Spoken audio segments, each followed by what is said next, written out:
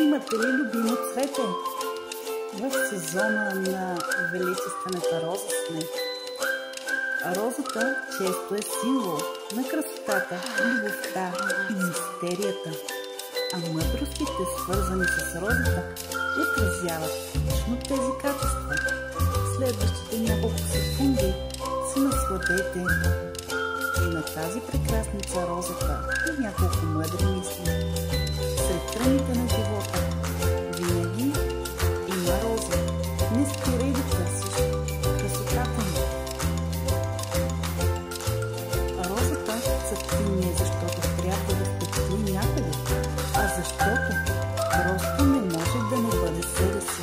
Винаги бъдете себе си.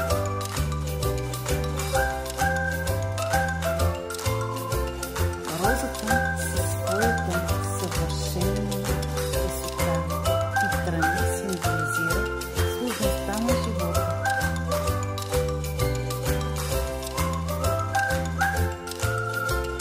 Розата не пита за какво е цветето, тя просто цъфти.